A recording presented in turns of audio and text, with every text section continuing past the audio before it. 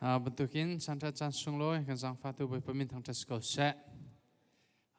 Tu ka venin zot na tika minau do long te NCA.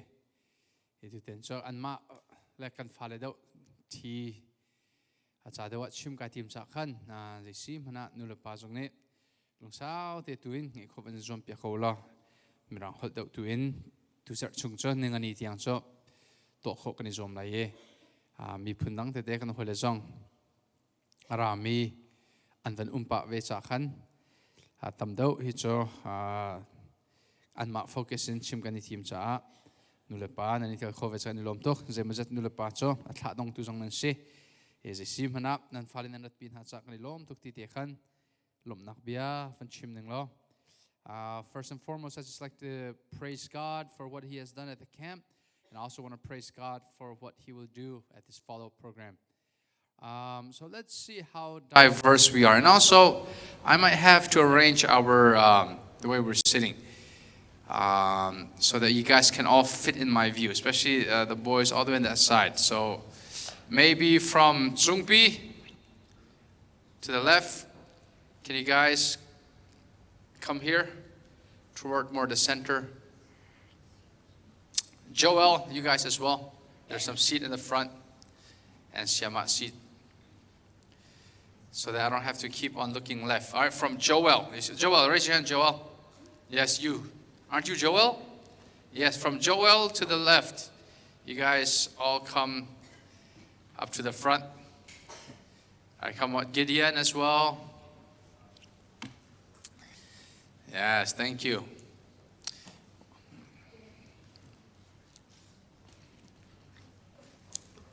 So that I don't have to keep moving my head, all right? I want you guys all just to fit in my view, that's why.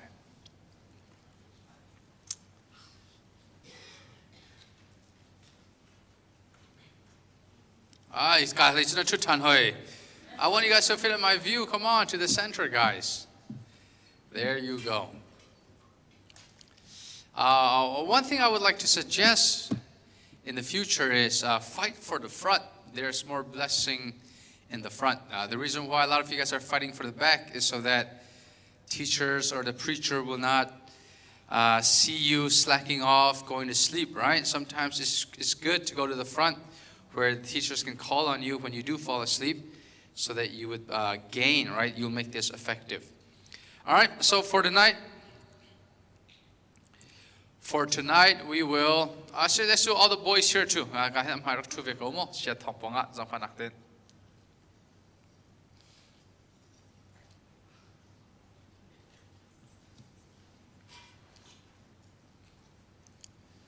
Thank you.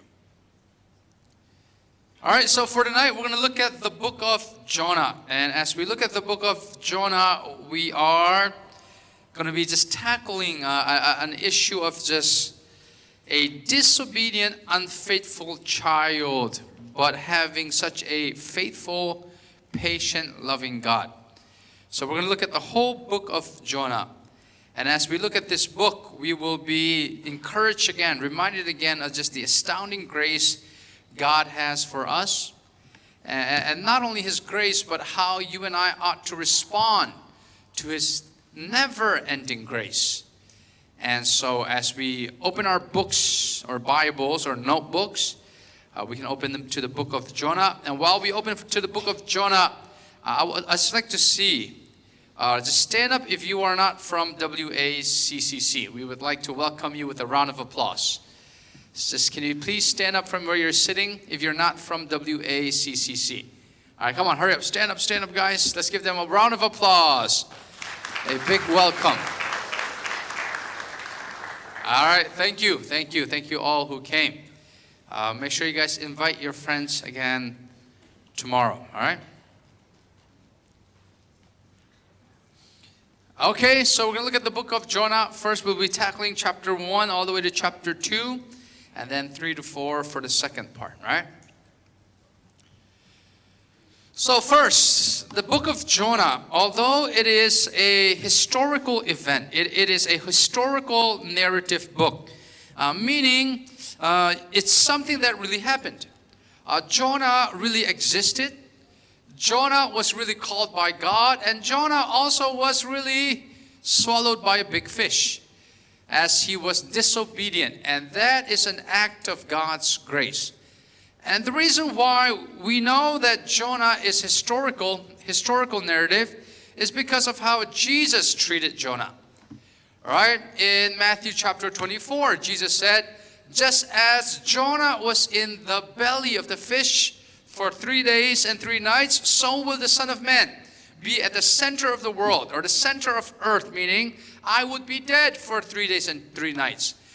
Jesus was using his death and resurrection and comparing it with Jonah's. So since Jesus treated Jonah as a historical narrative, you and I treat it as historical narrative as well.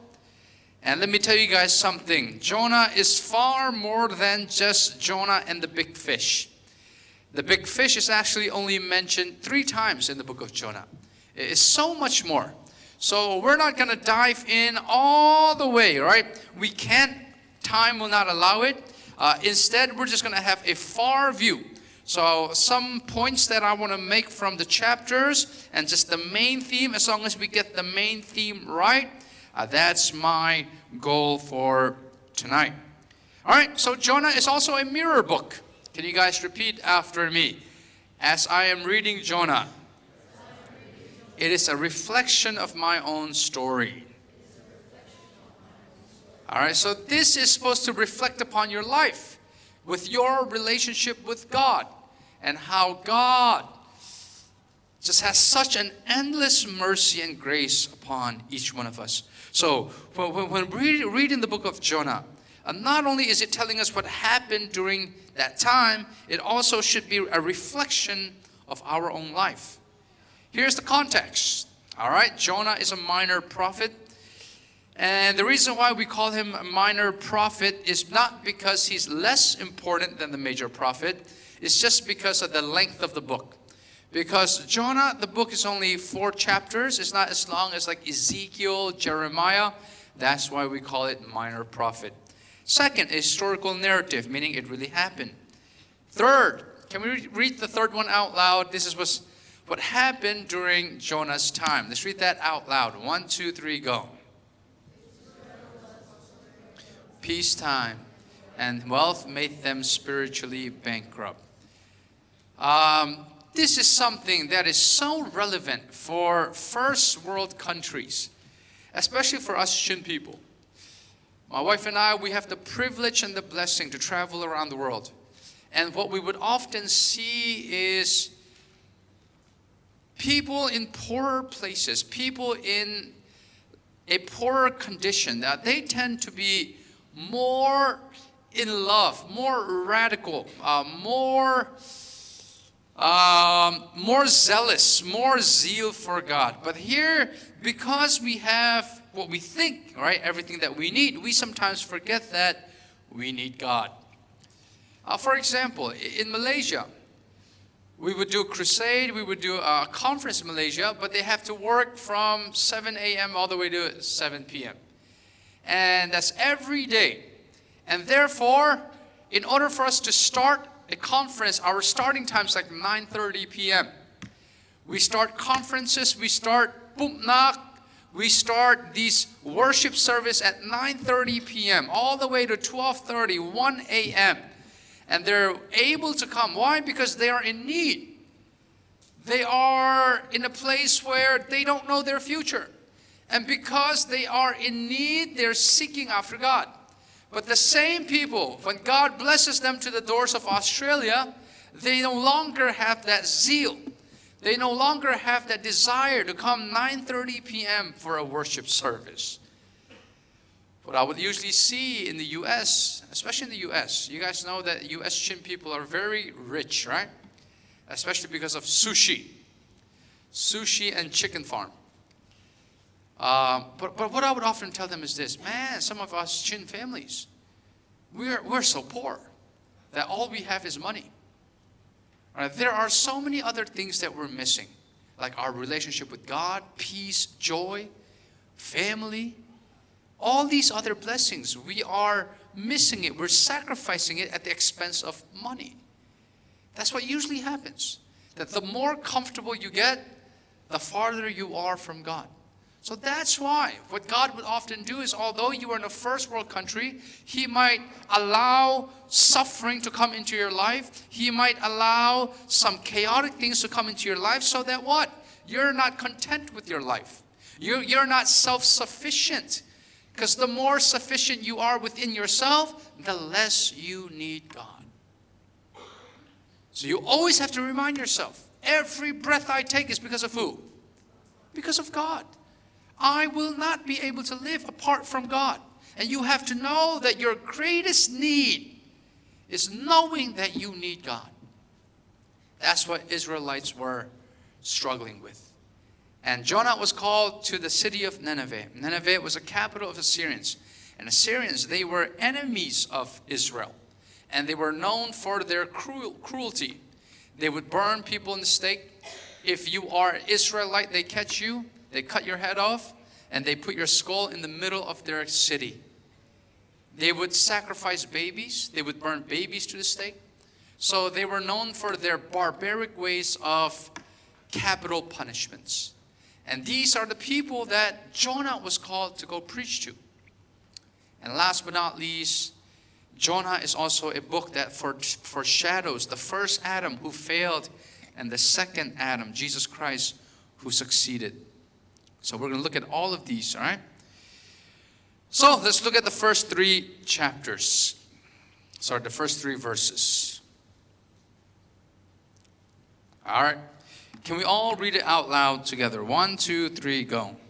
Now the word of the Lord came to Jonah, the son of Amittai, saying, Arise, go to Nineveh, that great city, and call out against it, for their evil has come up before me. But Jonah rose to flee to Tarshish from the presence of the Lord. He went down to Joppa and found a ship going to Tarshish. So he paid the fare and went down into it to go with them to Tarshish, away from the presence of the Lord. So right here, off the bat, we see that God had an assignment for Jonah. But Jonah, he had his reason. We're going to look at the reason he disobeyed. He fled from God. But before we even get into this dilemma here, let's first look at Jonah's assignment and how that could be a mirror book for you. All right, so Jonah had a calling. God specifically called Jonah to go to Nineveh and to go preach. So as we are Christians, can you guys repeat after me? There is no such thing as an uncalled Christian. What does that mean? It means that if you are a believer, if you accept Jesus as your Lord and Savior, you are called. However, what is most important is that not only do you know that you are called, but what is more important that you must know where you're called to, how you are called. All right, there are two types of calling: general calling and what? Special calling. Jonah received what type of calling? Special. Where God specifically told Jonah to have a specific task done at a specific time and specific place. You and I as well. We all as Christians have general calling, but you and I have to know our specific, special calling. All right, let's look at my definition for general calling. 1, 2, 3, go. A call from God that applies to all believers regardless of their individual circumstances or roles. So that means all believers are called for this general calling. Like for example, we are called to pray. We're called to give God's glory. We're called to eat and drink for His name. We are called to read the Bible. We're all called to preach the gospel. We're all called to give tithing, to give our offering, to live a holy life. So that's a call for every Christian. But special calling, let's read that out loud. 1, 2, 3, go. A unique and individual call from God to serve Him in a particular way or in a particular role. So special calling is something like a pastor, a preacher, evangelist, missionary, or it could be in the medical field, doctor, engineering, nurse, businessmen and businesswomen. And that special calling that God has for you, you will use it to fulfill the general calling, which is what? To live for His glory. All right, so now let me tell you guys two things about God's special calling. Number one, if God does not call you full-time in a ministry, do not ever try to become a pastor. It will never work out. You will never ever be able to feed the flocks. You need to hear God's calling. So how do you hear God's calling? Will God speak to you in an audible voice? Maybe, but that's rare. So usually what God will do is He will instill something in your heart where you have compassion for other people's soul. You actually have fun preaching the gospel, reading the Bible, and you even have talents in public speaking. And when I say talent, it doesn't mean that right off the bat you're going to do well, but it means that you are willing to grow. And when God does call you into that specific calling, oh, you better go for that. Or else anything you do, if you choose any other route, it will never end well with you. All right, that's what we see with Jonah. Number two, if God does call you,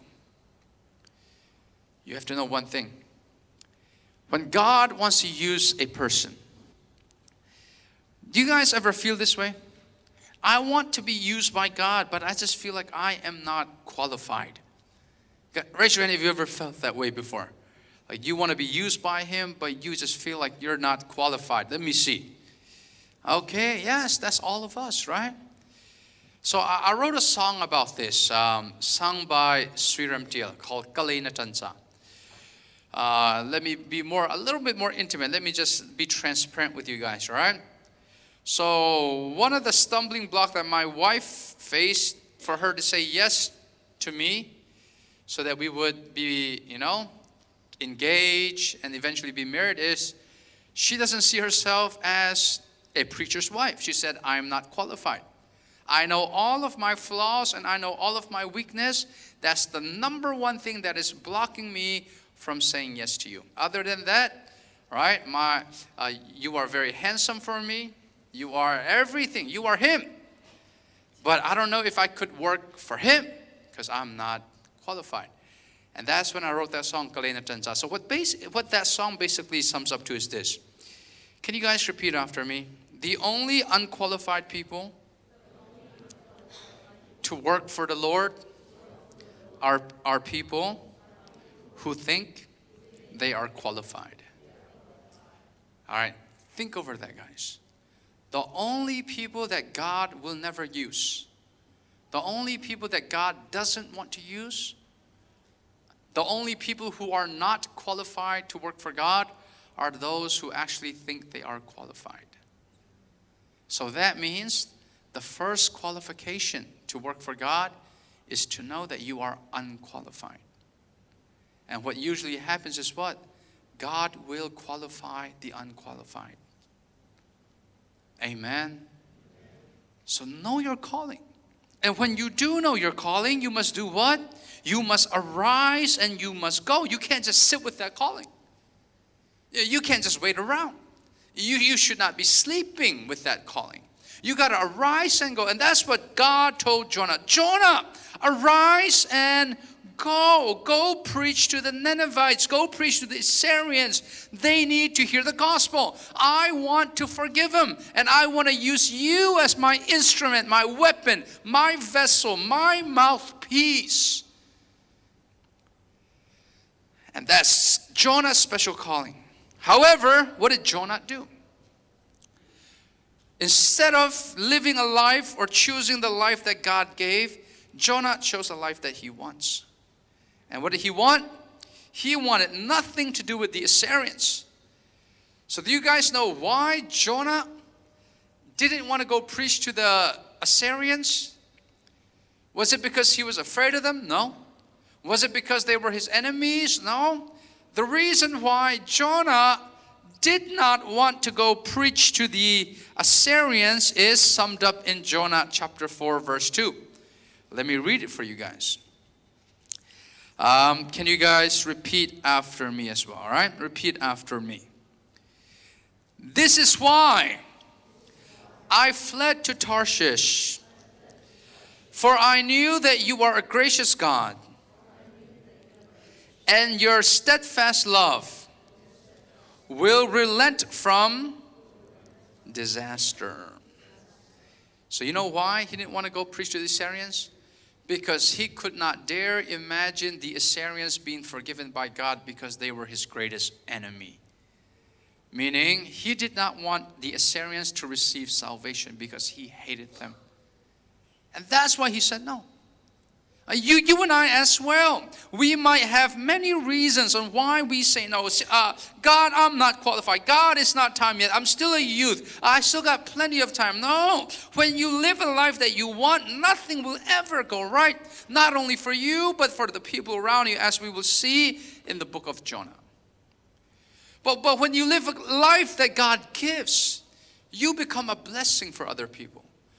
I would always say this. I would always say, if you want to grow from a boy to a man, if you want to grow from a girl to a woman, the most important thing, all right, if you guys got nothing from the book of Jonah, get this right here. The most important thing that will catapult you in your maturation is this. Every decision you make, you either can choose your happiness or you can choose your purpose.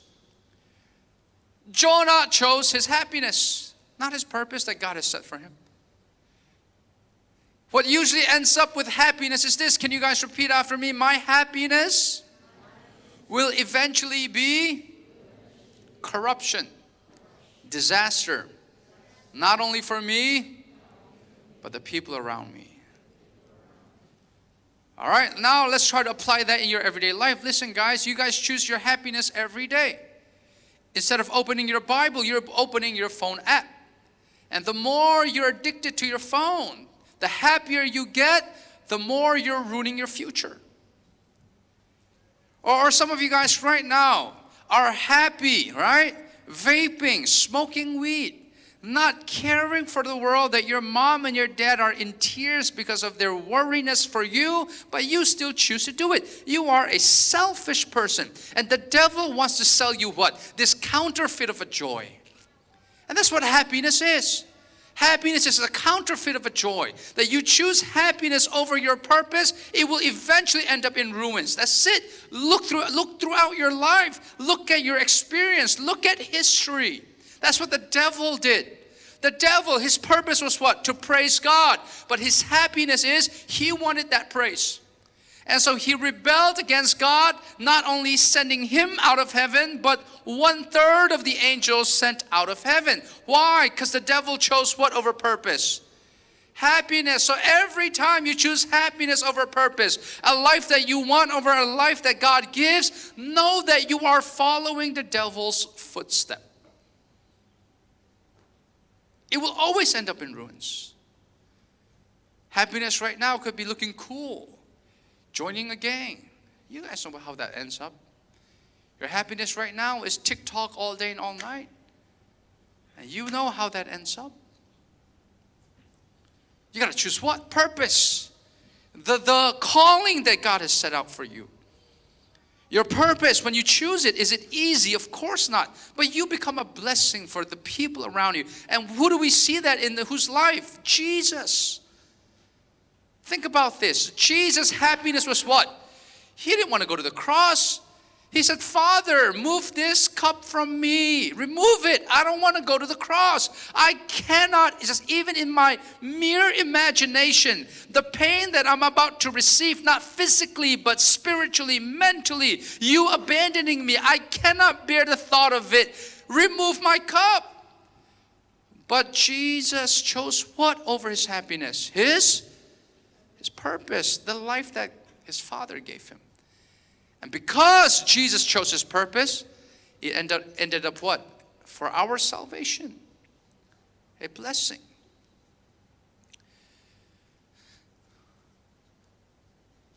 So one time, my wife and I, we were, 6 months ago, we were in Atlanta.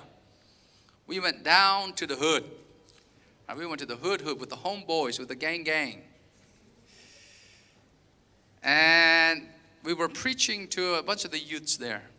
However, how we got to that place, oh man, it was such a hassle.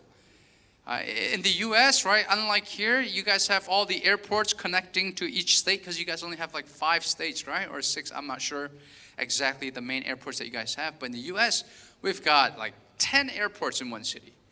And so if you want to arrive in one city, there are so many connecting flights. And when you miss one flight, you get delayed. Man, such a hassle. And so what happened was, it was during, do you guys remember the Microsoft shutdown? I think it was like 2 days where Microsoft was shut down. Their whole engine got shut down. So the airlines all got shut down, all got delayed. It was during that time. And so instead of arriving in Atlanta, arrived in Charlotte and stepped over at the airport for 2 nights. No toothbrush, and just no buon, no nothing. And so had to drive there, but then couldn't find a car for a rental. All booked up. And so what I did was, I booked Uber, and it was supposed to be a 6-hour drive, but Uber doesn't go that far. So Uber is taking me 1 hour closer, got another Uber, another hour closer. It was a hassle. And then we were supposed to fly from Atlanta all the way to Toronto, Canada. And guess what happened again? Delayed again. And so I was just mentioning to her, I thought, man, we're kind of tired. Why don't we just cancel? Let's choose our happiness. Let's rest a little bit. It's such a hassle. We might not even get there on time. They'll understand because of the flight cancellation, all these. But no, we always remind ourselves, purpose over happiness. We're going to fight through.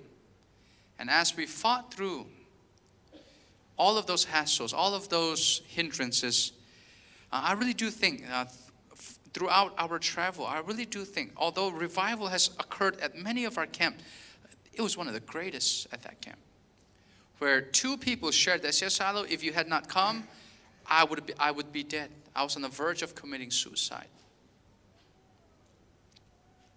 You know, this one kid shared a testimony so powerful. It touched me so much. He said, I am not as talented as my other friends. So every time they're playing volleyball, I cannot get the first ball. I don't know how to set. I just feel so down. And they always lose because of me. And I know that they have my feelings, that they're thinking about my feelings over there. So they're not making fun of me for not being good at volleyball. But I just feel so bad. I feel like I don't measure up to my friends. And this is what he said. I feel like I am so small in everyone's heart. I am the least important. That he said, I was on the verge of committing suicide, and the main reason why I wanted to commit suicide was this. Because if I actually commit suicide, my friends will actually think of me. And having them think of me for a week is going to be worth it for me to commit suicide. Man, it broke my heart. But Sailo, thank you for introducing me to the greatest friend who is thinking about me and cares for me and loves me 24/7. But that only happened when we choose purpose. Jonah chose his happiness. Let's look at what happened to Jonah when he chose his happiness. Let's read that out loud. When you choose your happiness, you're committing sin. I don't know if Greg Laurie was the originator of this quote, but I heard it from his message. So let's read this out loud. 1, 2, 3, go.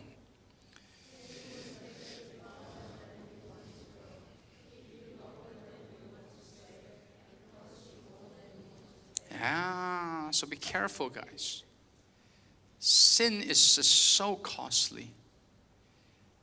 When it has a hold on you, it is so hard to let go. That before it gets bigger, let it go now. By God's grace, by God's power, you got to let it go. And here, Jonah said no. Jonah said no. Jonah left. Jonah chose the life that he wants. He wants his happiness. He just cannot stand the mere thoughts of his enemies receiving forgiveness from God. And here's what Jonah did. But then look at what God also did as well. So what did Jonah do? Jonah fled to Tarshish, right? But look at this right here. Let's read this out loud. 1, 2, 3, go. And there was a mighty tempest on the sea.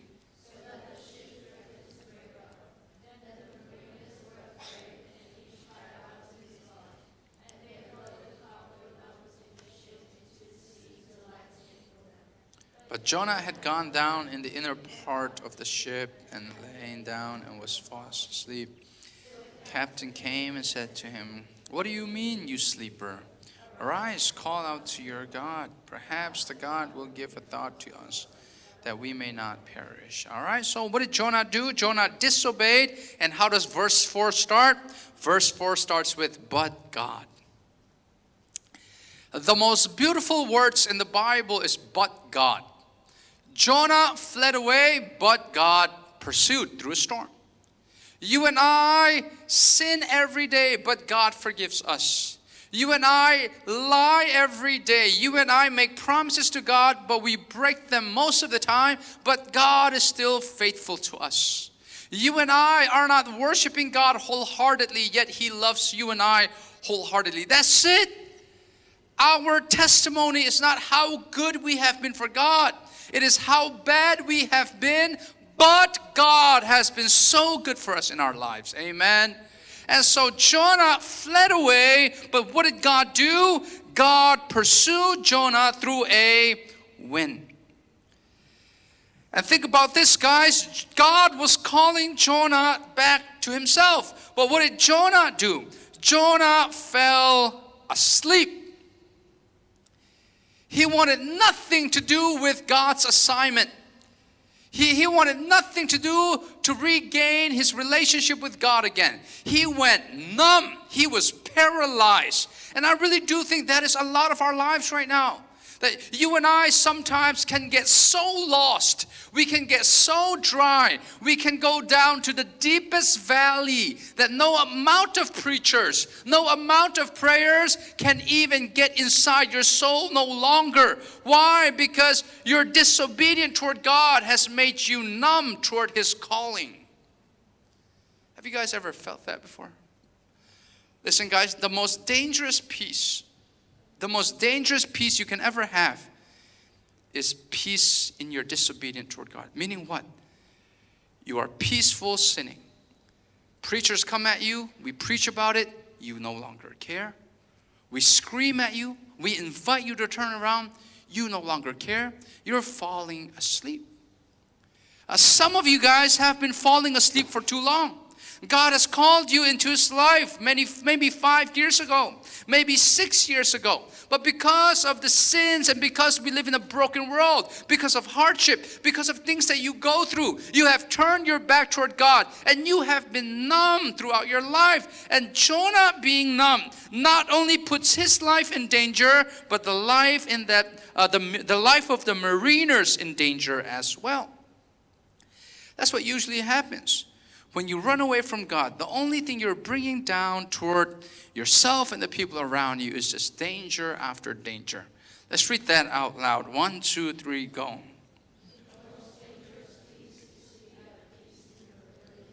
Yes, we can't have that peace, but that's what Jonah had. Like for example, I'll give you guys an example. You have been running away from God. You are doing things that are so contrary to the will of God, yet you no longer have even one small dot of care. This is my life. I do whatever I want. You have no say in my life. That is the most dangerous state you can ever be. However, the most peaceful state you can ever be is actually not being at peace with your sin. What do you mean by that, Sailo? Here's what I mean. When you do sin, it breaks your heart. That is the greatest thing you can ever have. Where you're not at peace in your rebellion towards God. That something is screaming at you saying, come back home, turn around. You are just in battle, inner battle, spiritual warfare. The world, sin, your flesh saying, pulling you towards sin. God, the Holy Spirit, putting you toward Himself. There's a tension in your heart. There is a problem, a conflict, a dilemma in your heart. That is the greatest dilemma to have. But a lot of us, what do we have? Because we have been gone out of God's will for so long, is we're now comfortable. We're now at peace in our sin. That's very dangerous. But God will call you. God will call you. Sometimes God might, hear this right here. This is probably not preached a lot at the pulpit, but I want to state this truth. Sometimes God might cause emotional, mental, and physical pain for your spiritual healing. Why? Because that's what matters most. When I was a child and my mom wanted to give me medicine, and medicine tastes bad. All right, so I didn't open my mouth. I had my mouth closed. And what did my mom do? My mom pinched my nose. She is blocking my oxygen intake, giving me a small 5-second suffering so that I have no option but to open my mouth, and then there you go, medicine, which is for my healing. That's what God does. He gives you a spanking here and there, so that not for you to open your mouth, but for you to open your heart. And when you do open your heart, you have spiritual healing. Amen. Tell the person on your left and right, do not be at peace in your sin.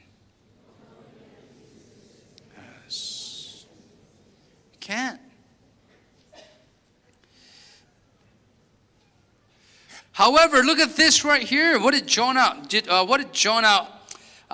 request? Here's what Jonah requested. Let me just read it from verse 7 all the way to verse 9, right? And they said to one another, come, let us cast lots, that they may know on whose account this evil has come upon. So they cast lots, and the lot fell on Jonah. And they said to him, tell us on whose account this evil came upon us. What is your occupation? Where do you come from? What is your country?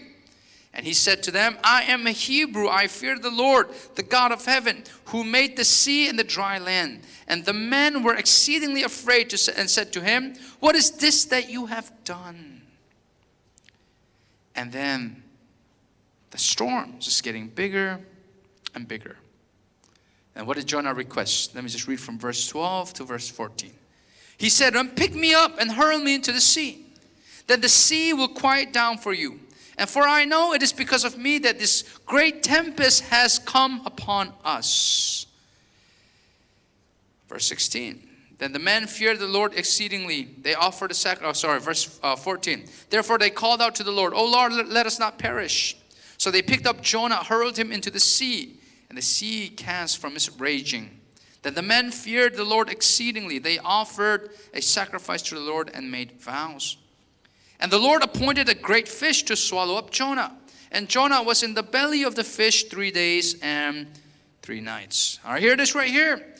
Jonah, they asked him, why is this happening? He said, it's because I'm rebelling against God. Nothing is going right because I'm rebelling against God. Can you guys relate to that? All right? How your relationship with your family is not going right. How your work is not going right.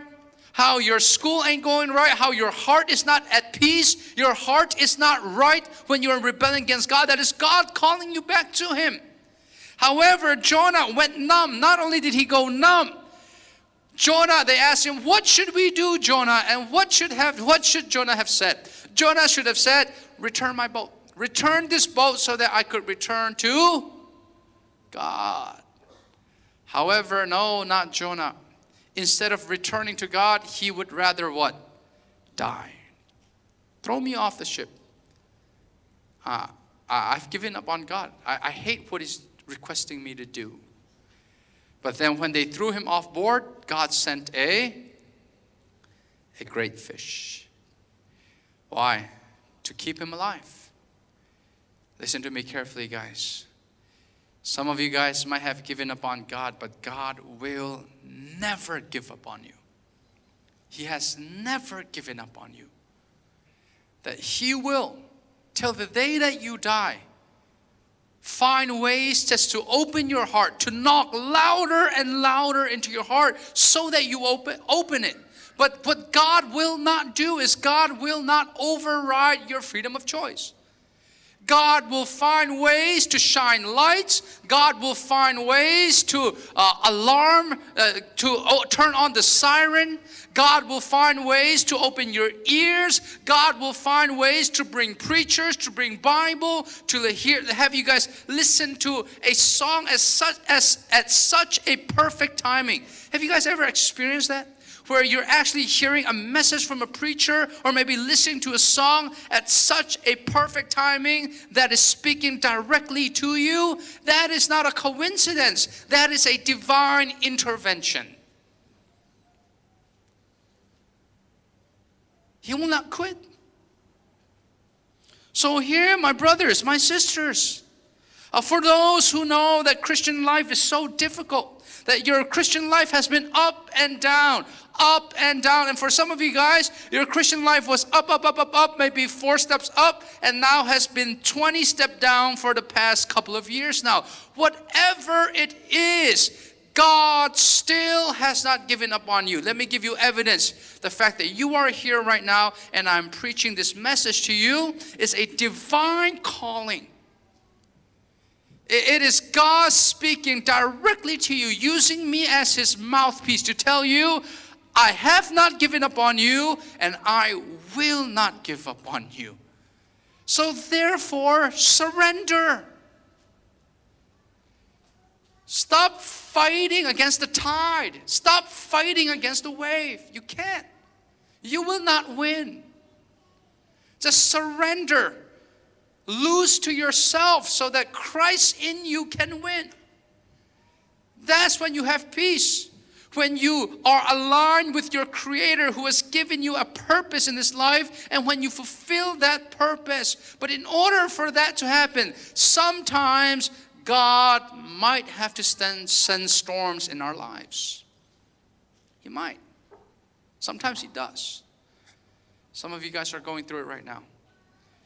So Sailo, why am I going through hardship? There are so many reasons for that. We'll talk more about that tomorrow. But one of the reasons why you're going through hardship is God wanting to steer you in the right direction. God is our shepherd. A shepherd uses a rod and a staff. A rod is to fend off predators like wolves and tigers, bears, and lions. A staff is curled like this at the end. And what did a shepherd do with the staff? A shepherd, if the sheep is going off the track, is going the wrong way, will pull the sheep by its neck. That is a temporal pain, but so that he could go in the right path. Man, hardship can teach you many things. And one of them is, hardship can teach you God has never ever forgotten about you. He's steering you to the right direction. But Jonah didn't understand that. So what did Jonah say? Jonah said, I want to give up. I want to give up. But since God doesn't give up on him, God sends him to the belly of the fish. And that's when Jonah came to a realization. That's when Jonah came to his senses. Oh yes, I cannot fight against God. I will surrender. And he said, what? God, I'll do your will. I will do your will, God. Tell the person on your left and right, do not give up on God. He has never given up on you.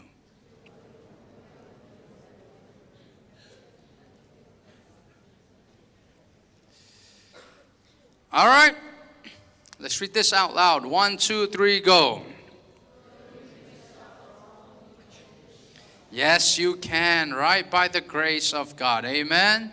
By the mercies of God. Repeat after me. Only in Christ Jesus. My past mistakes will no longer imprison me. It will only shape me. Listen, guys, in Christ Jesus, your past mistakes should no longer imprison you. They shouldn't. But some of you guys are allowing your past to imprison you all day and all night. Why? You're believing in Satan's lies. But Jesus says what? I forget your sins. I delete it from my memory. Your story, your history is only a part of His story now. And here it is right here, Jonah. What happened was he ran against God. God called him through the storm. Still didn't surrender. Still was hard-headed. And so God sent him into a belly of a fish. And let's look at Jonah's prayer in the belly of the fish. All right, here's his prayer. Then Jonah prayed to the Lord from his God from the belly of the fish, saying, I called out to you, Lord, out of my distress, and he answered me. Out of the belly of Sheol I cried, and you heard my voice, for you cast me into the deep, into the heart of the seas, and the floods surrounded me.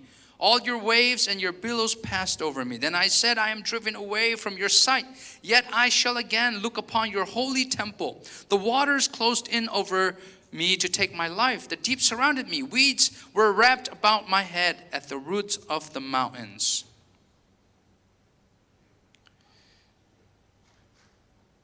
I went down to the land whose bars closed upon me forever. Yet you brought up my life from the pit, O Lord my God. When my life was fainting away, I remembered the Lord. My prayer came to you, into your holy temple. Those who pay regard to vain idols forsake their hope of steadfast love. But I, with a voice of thanksgiving, will sacrifice to you. What I have vowed, I will pay. And this is it right here. The theme of Jonah is not Jonah and the big fish. The theme of Jonah is the last sentence of his prayer. Salvation belongs to the Lord. The reason why Jonah is going through all of this dilemma is because Jonah was called to go preach the gospel to the Assyrians who God wanted to save. And that's the reason why my wife and I came to this camp, is to allow you to know, no matter how great your sins are, you have a saving God. The only religion that provides you with an ultimate savior is Christianity. There are no other religion. Allah doesn't save. Buddha doesn't save. Confucius doesn't save. No other gods, no other religion. Atheism doesn't save. The only God who offers up full salvation is the God that Jonah is praying to. And that God, what did he want to do? He wanted to save even the people who are so wicked, like the Assyrians. That's it. That's Christianity. Is we have a Savior. And He wants to save you. And when we say save you, it's not only for eternal life. He wants to save you right now from suicidal thoughts, from depression, from heartbreaks, from being just shattered into broken pieces. He wants to save you from belonging into a broken family. He wants you to be a part of the perfect family, His family. Any type of trouble, any type of chain that you're in, God is offering up salvation.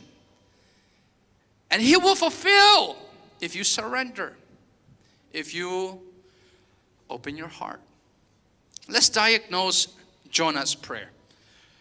4 things that we can take from Jonah's prayer. Let's read the first one out loud. 1, 2, 3, go. Ask for deliverance from the fish, but thank God for the fish. Wow, how amazing is that? He's like, Lord, thank you. Hey, listen, guys.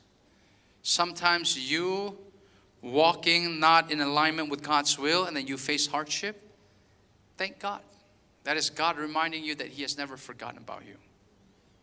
It is God reminding you, I don't want you to take more step further away from me. Come to me. There's this one pastor, he went out drinking one time because a girl broke up with him. And the night that he drank for the very first time was the night he was caught drinking, driving under the influence, and he was in jail for 2 nights. He called me up and he says, yes, Sailo, I need you to bail me out. So what? Bail you out from what? And I said, what happened, man? And he told me what happened. And one thing he said to me was, man, bro, Sailo, God is so unfair. I just drink one time and I get caught. My friends, they drink every week. They never get caught. And I tell them, oh, how God loves you. The fact that you're taking one step out of His relationship with Him, out of fellowship with Him, and He calls you like that, is God just screaming out loud, He doesn't want to lose you. That's what Jonah is doing. Jonah said, thank you, God. Thank you that you have reminded me that you've never forgotten about me. And Jonah's trial led him back to the truth of Scripture. All of his prayer will all re-quoting for the Psalms. Let's read the third one out loud. 1, 2, 3, go. Regret is not being in the belly of the fish, but being distant from God. Ah, that's very good here, guys. So when you do face trouble, when you are in rebellion against God, what you should be regretting and most afraid of is actually being in distant and rebellion against God, not the consequence of your sins. Number 4, Jonah's overwhelming breakdown will lead him to his undeniable breakthrough. I pray, guys, I pray that 2025 spiritually will be your greatest years, guys. I declare it in Jesus' name, that it will be a year that you guys receive so many breakthroughs, so many deliverance. Amen. Will you guys receive that in Jesus' name? Yes. But in order for that to happen, sometimes God has to do what? Break us down. Repeat after me, guys. The strongest Christians, the strongest children of God are people who have been broken into pieces. People who are standing up in the pulpit like this that God is using tremendously are people God has broken and shredded into pieces. Why? Because sometimes you have to go through trials and tribulation to grow. In order for you to make gold, you have to refine it. You got to burn it. And only then will you know if it's real or not. And only then can you really see the gold. Same thing in our lives. Our true self shows when we suffer. Are you really a child of God when you suffer? And through your suffering, you will grow. I'll give you guys an example. So Sunday morning in Chin, I mentioned about how a girl, she was raped by her uncle. Chin girl raped her uncle 2 times, and she just could not forgive. Couldn't forgive. And you can't blame her. So she came up to me and said, "Sailo, I don't know what to do." I said, "All right, now there's nothing else you can do except forgive her. Forgive him."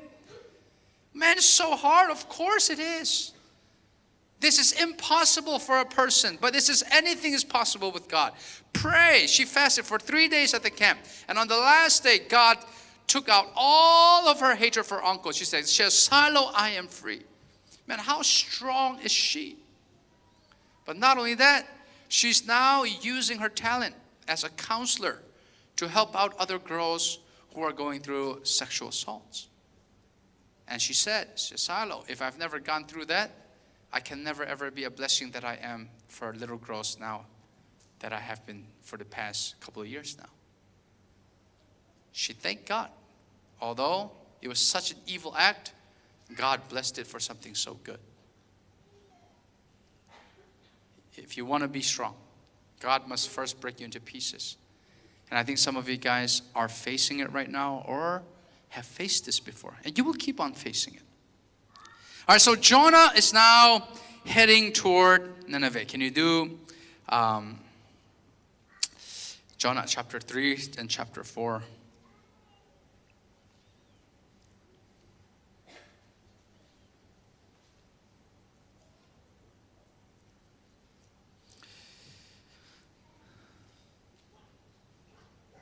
So Jonah chapter 3.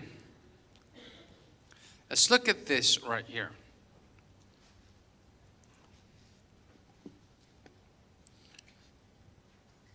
Thank you.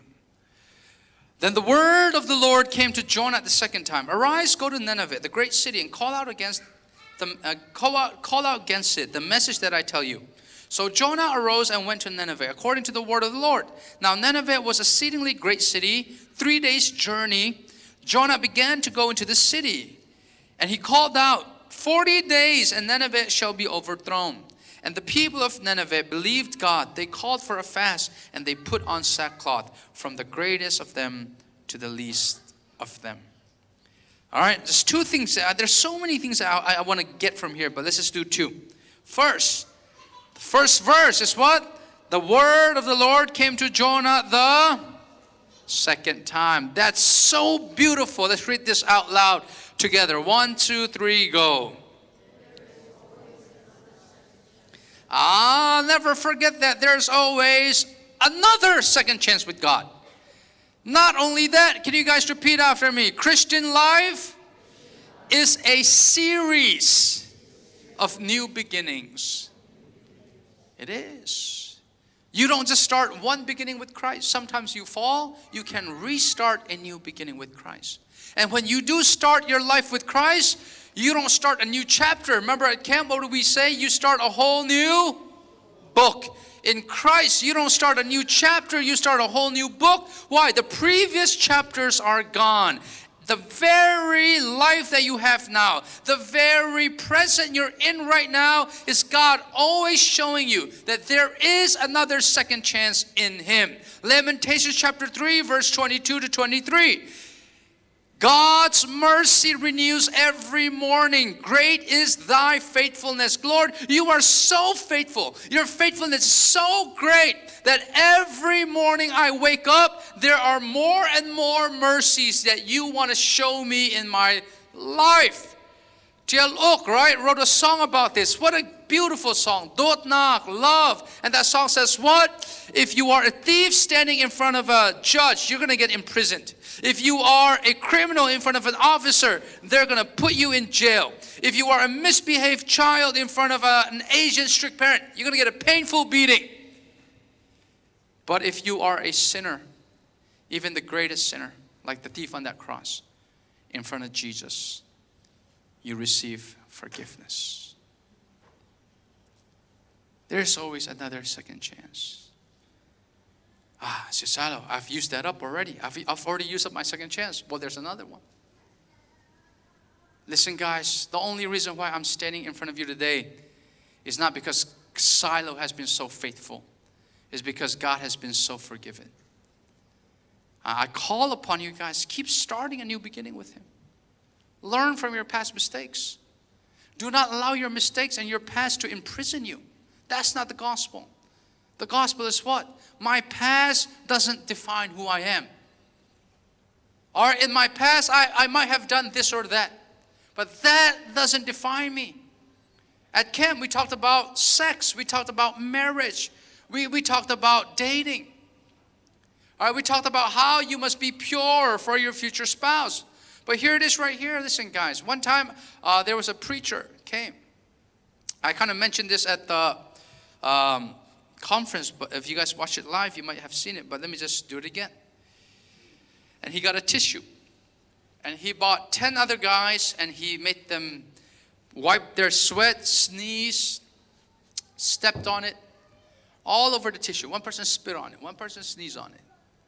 And then at the end, he got it with another his glove, and he said, would any one of you guys want this filthy tissue? His point is what? If you have been passed on by person to person, if you're not pure, your future husband, your future wife will not want you. That's his point. I get it. However, I wish that I know about God's grace the way I know it now. I wish I knew it back then when he said that. You know what I would have said? He said, would any one of you guys want this girl? Would any one of you guys want this person? I would have stood up and I'd be like, none of us guys will probably want her. And if that was a guy, none of the girls will want him. But I know a guy who died even for her. That's the gospel. Siapa, don't you get it? Don't you get it? That no matter how great my sins are, that in Christ there are more mercies than I can use up. Don't you get it, Siapa? Aren't you preaching the gospel? That's what I would have said to him. That's what I would have yelled at him. We cannot minimize. We cannot diminish God's grace and mercy. We can't. And I don't like it when they do it. Where I don't want our preaching to sound so legalistic. Yes, obedience is so good. But obedience is not what achieved forgiveness. Forgiveness is what produced obedience. And this by no means is an excuse to keep on sinning. But we will fall. And as we fall, we always have a new beginning with Christ. He's always waiting for you with open arms, with compassion in the heart. Amen. Tell the person on your left and right, there is always another second chance with God. Number 2, Second thing we can learn from that first 5 verses from chapter 3 is, all right, they repented. The people of Nineveh, verse 5, believed in God. They called for a fast, put on sackcloth, from greatest of them to the least of them. So who changed first? The elders changed first. Who changed first? The people who kind of have influence changed first. Listen to me carefully, guys. There are people, I can see it in you, that you might have been born with it, or maybe you learned about it. You learned it. You guys have been given very influential power amongst your peers and the people around you. When you change for the good, 10 people around you will change. When you change for the bad, 20 people around you will change for the bad. And if you know that you are that person, maybe full-time in the ministry might actually be your calling. That's what I knew. I was called by God because I knew the influence that I had around my surroundings. There are so many adults who would always tell me this, Sailo, if you've never lived for God, if you've never been byung-term man, 80% of our youth, you're going to lead them into a lifestyle that we can't even just imagine. When I was your age, when I was 16, 17, I was already influencing adults who are like 25, 26. I can make them do, if I say jump, they ask me how high.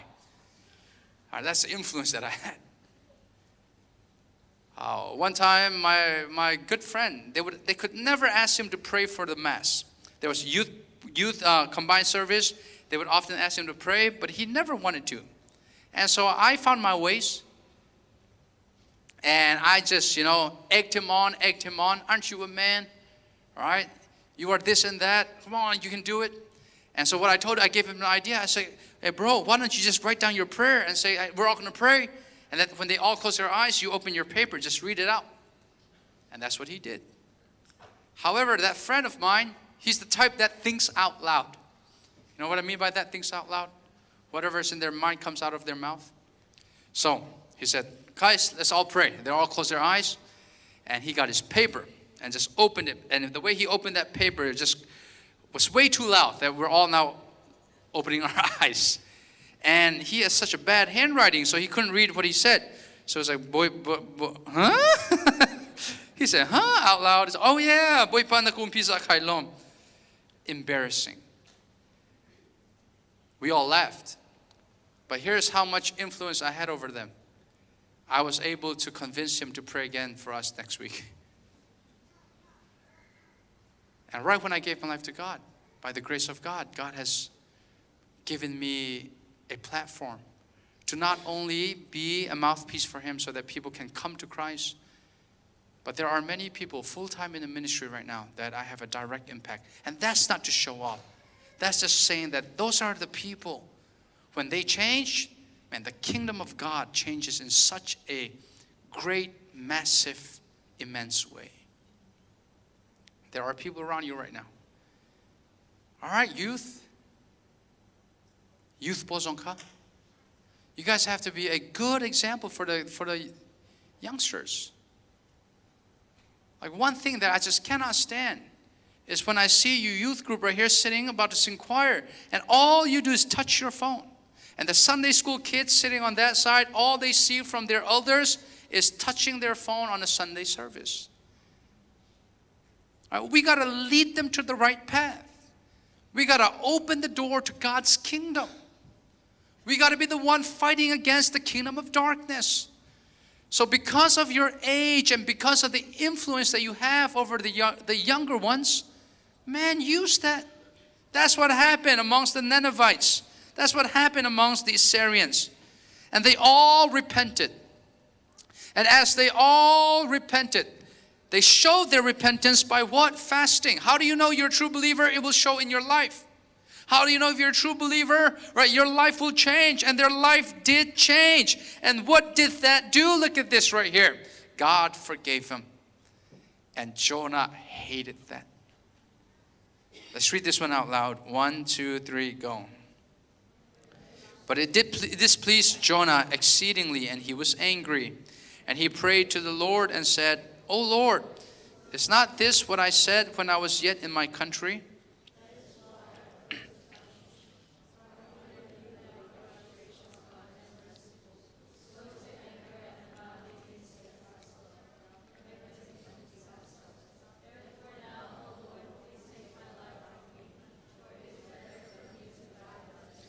Man, isn't Jonah exactly you guys? Each one of us. We are on fire for God 1 minute and one thing happens, then the fire is all gone. Jonah, what did he ask for? What did he request again? Let me die. This is second time now wanting to die. First time he said, what? Throw me off the ship. Second time he says, Lord, you take away my life. Why? What was he afraid of? Why did he want his life to be taken? Here it is right here. The reason why Jonah wanted to die was because he couldn't go back home. If he went back home amongst his peers would have said what? Wait, you went to go preach to our enemies? And wait, God forgave our enemies because of you? He's no longer able to please his friends. What he has done is making his friends look at him lowly, downward. All right, so now Jonah, he just could not stand the fact that the Assyrians were forgiven. All right, that's why, listen guys, you and I have to forgive. Why can't we forgive? Because we believe that we are greater than God. We are filled with pride. We don't know the consequence of not forgiving. All right, there is a loss of joy and freedom when you don't forgive. And we have to forgive. Forgiveness is the foundation of any type of relationship. And that's what Jonah was battling. He was not able to forgive the Assyrians. Can you guys repeat after me? God's love does not wither, even for your greatest enemy. You know what that means? The person you hate the most is the person God loves the most. That's why you got to forgive him. We talked about this Sunday morning, so I won't go further on that. But one thing that I want you guys to understand is that Jonah just could not stand the fact that when he goes back home, he will be mocked. He will be looked upon as someone who is a betrayer. He will be looked at as someone who doesn't just stand up to the Israelites' standard. And therefore, Jonah, because the Assyrians were his enemies, because they were Israelites' enemies, he just couldn't show his face back home. That's something you and I have to work on. Let's read this out loud. 1, 2, 3, go.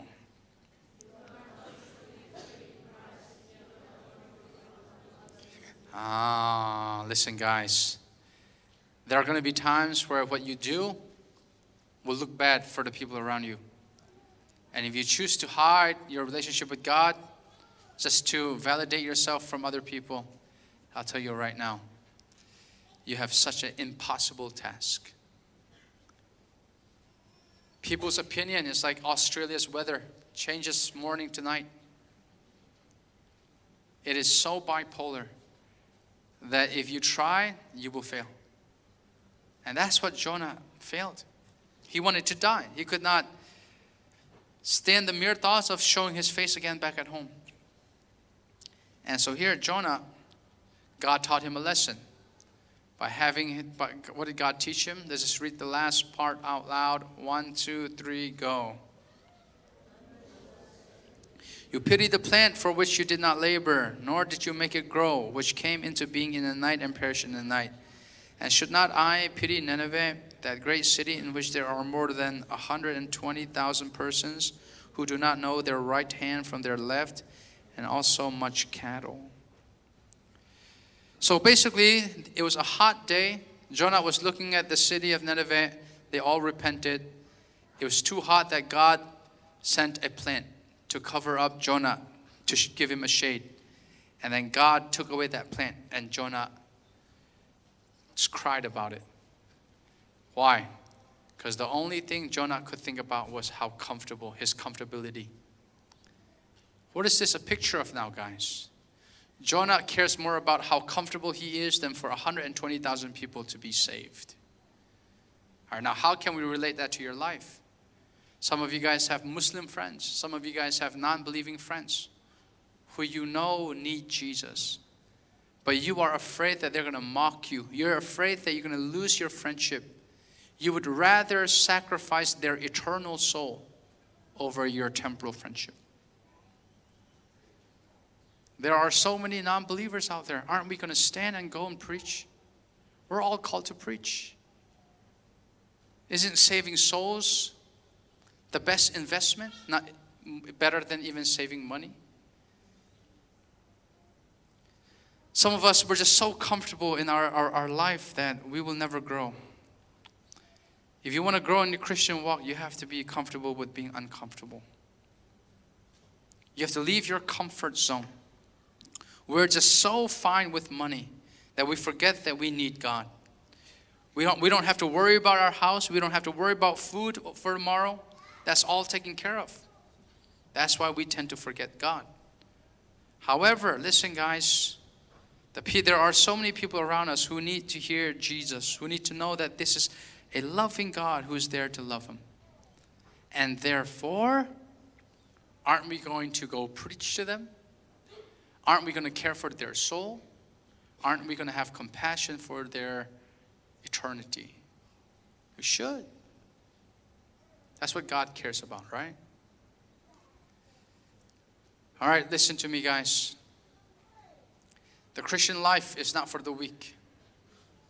The Christian life is not for those who are just bipolar, gives up easily. Christian life are for the strong. But the only way you can be strong is if you become weak. Meaning, when you become weak, you go through hardship, you go under God, and you get on your knees, you pray to Him. Jonah abandoned God. God called him. Jonah obeyed God. Then Jonah abandoned God. Then Jonah was complaining. God provided. Jonah complained. What a good picture of our lives with Christ, right? It is a one-way or a one-sided relationship. We turn our back, He comes for us. We run away, He chases after us. He opens our heart, our mind. He's always knocking at the door of our hearts. Can we all stand up?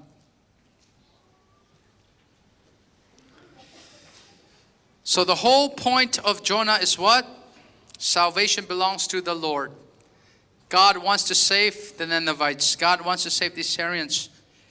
Tonight, there are people right now that God wants to save. Tonight, there are people right now that God wants to renew. Tonight, there are people right now that God wants to revive. The Christian life is a series of new beginnings. New beginnings. I would often use this illustration to show the heart of God. Let me just show it again one more time. But instead, I'll just explain it. If I have money, $100, and I crumbled it up, I step on it, and I ask you, would you want it? Yes, you're going to say, right? No matter how filthy it is, it's still a $100 bill. Same thing, no matter how filthy our lives are, when our life is presented to God, God, without a second of a thought, will say, yes, I want him. I want her. God wants you. Why? Because your value hasn't gone down. Our value is so much, we're worth the blood of Jesus Christ. Man, God loves you. And because God loves you, He's reshaping you.